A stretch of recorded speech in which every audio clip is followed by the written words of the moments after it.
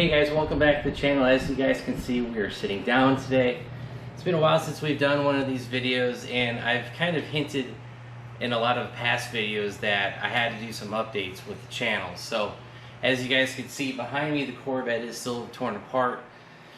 You guys will know that we've been struggling with that 2650 new motor swap. So I think the last video you guys would have seen on the Corvette was the trying to fire it up for the first time, and basically, long story short, running into the push rods being the wrong length. I have since ordered the push rods. I've put the car back together as good as we can, but I'm actually waiting for those push rods. I worked many late nights trying to get that thing done. Got the push rods ordered. I finished up the car Wednesday of last week. It is Sunday.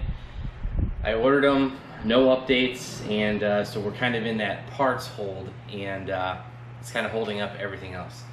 I could put the alternator back on the car, but you know, I still have to do everything else with that. I still have to put the push rods, the rocker arms, the valve springs are already done. So, you know, it's kind of that thing. It's like, I might be able to fit, work my way around the alternator, or just leave it off, have all the room that we need, and finish it up then. So that's kind of where we're at on that.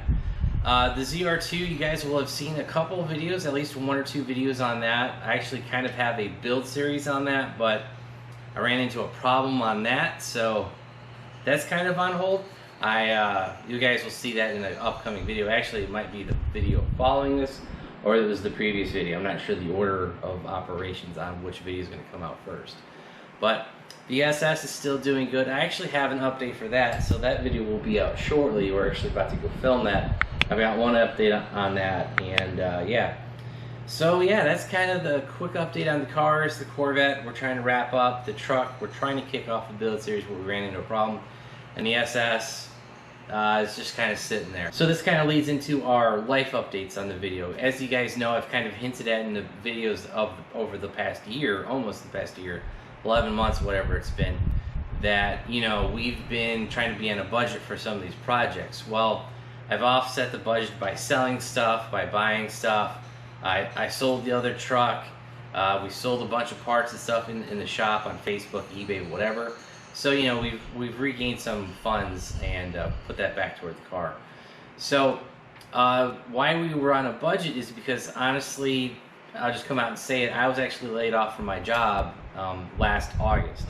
I think you guys will see this in July. So yeah, I've been keeping it quiet because, you know, I worked at one place for the last 15 years, and that place was Wells Fargo. I've never come out and put that on video, but I had a severance package from them, and I didn't want to risk any public information, any disclosure of that. So my severance package is gone. I have since started working again, but yeah, so I worked at one place, Wells Fargo, for the last 15 years, and so due to a business change or whatever, you know, they decided to basically shut down my line of business and sell parts of it off. Well, I was impacted by that, and they no longer needed me.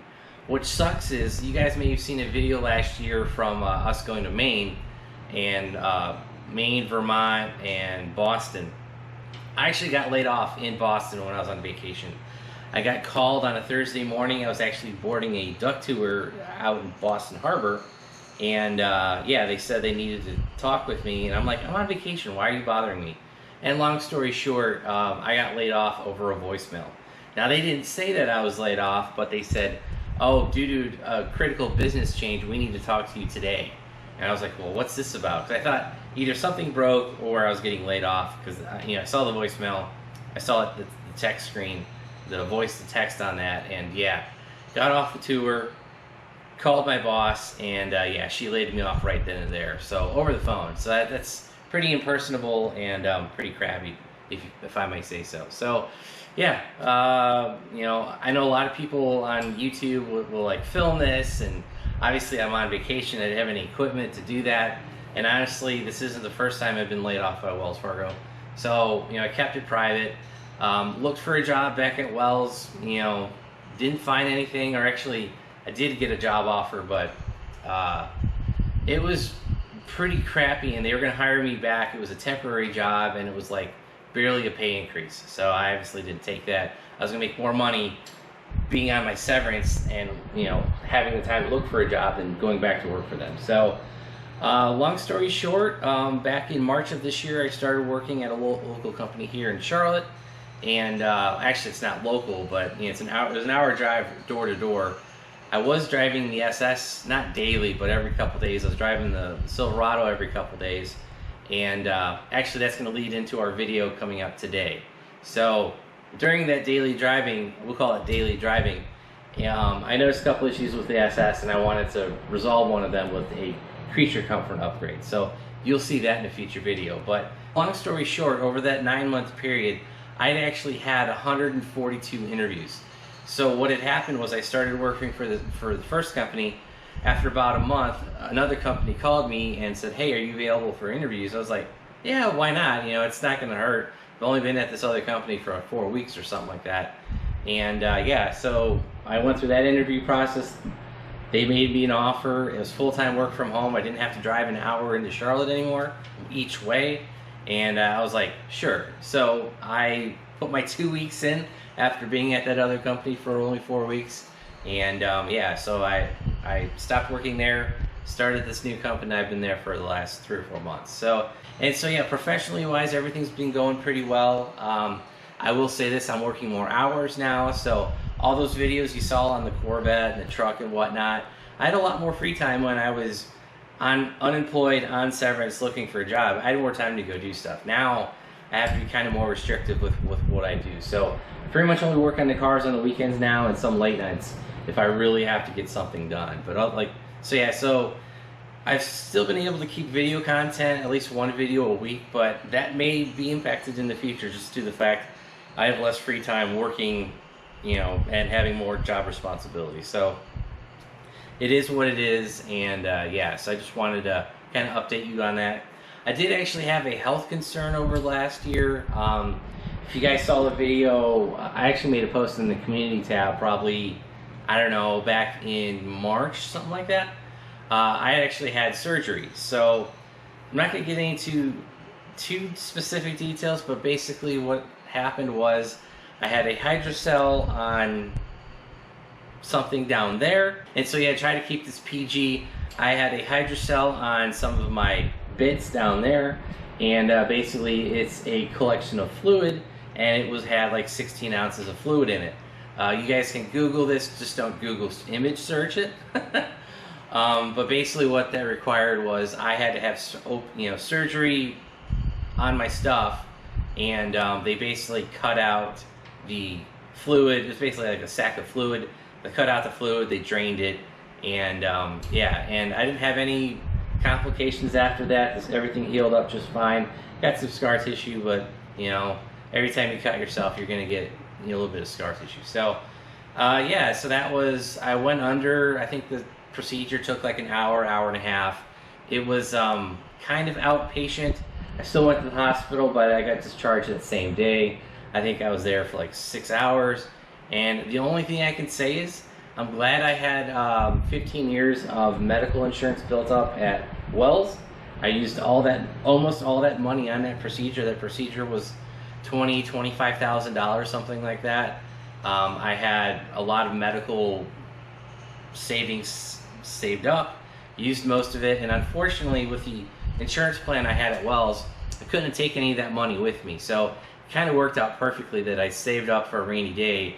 That rainy day ended up being that hydrocell surgery, and that spent most of it. So now I'm starting over. I started over with an HSA, and yeah, so if you guys get older, make sure you select the right insurance plan, because I have so many years, almost 2 decades into that old insurance plan, I couldn't have switched to a different plan that you can take with you to other companies. And what sucks is any money that was left over goes back to your employer. So after being there for 15 years, what money I hadn't spent basically went back to my old employer. So that kind of sucks. Maybe consider that if you are starting out in your career, set up a appropriate healthcare plan that works for you. Because when I started 15 years ago working professionally, HSAs didn't exist. It was your traditional like PPO, and that was really the only kind of product out there. So yeah, so I went from an HRA to an HSA, and I've started over. So just kind of the personal updates, professional updates, the surgery. The surgery recovery did take about a week. You know, my better half drove me in the truck. I don't remember checking out of the hospital. I kind of remember climbing up into the truck, but I don't remember coming home. But that first day is kind of a blur because they knock you out on some pretty serious stuff. You know, as for recovery, they prescribed us like hydrocodone or something like that, and that's the stuff you really want to stay away from because it's highly addictive. I don't have an addictive personality, I don't think. You know, so I only took it for a couple of days, and I just switched to aspirin, and we were fine. So, yeah, if you guys, the last thing I'll mention about that is I read online that hydrocele takes like a year to go away, to self-heal. Well, basically, I waited a year and a half. I should have waited maybe 6 months, but yeah, it just, you know, I waited far too long, and it should have taken care of it sooner. But the timing actually worked out pretty well to where I was not working. I had health coverage, and I had to spend down that HRA account anyway. So, you know, it is what it is. Yeah, so that's kind of the personal updates, professional updates. I think the only other thing that might happen this year is obviously we want to get the Corvette running. I want to try to get up to Pocono for one of their roll racing events, but I don't know, guys. It's already July, almost August, and yeah, actually the car inspection's due at the end of the month. Yeah, I haven't even gotten parts yet to fire it up, so I think we're going to run a little bit over on that, but that's fine. I think it's a fee. It's like a $15 fee if you register it late. So, but yeah, so be on the lookout for updates on the Corvette and the SS and the truck. So yeah, these are all those promised updates I had kind of been talking about over the last year. Finally sat down and filmed it. Apologize if it's windy in here. It's like 95 degrees outside, and so it's probably 90 in here, and so that's why I got the fan going. So I apologize if that's hitting the audio, but yeah, that's gonna be it. So if you guys want to see more updates on the Corvette, the SS, and the truck, make sure you hit that like button, hit that subscribe button. If you guys want to help support the channel, check out the links down below, and make sure you check out our website, BonecrrusherSS.com. Thanks, guys. Have a great one.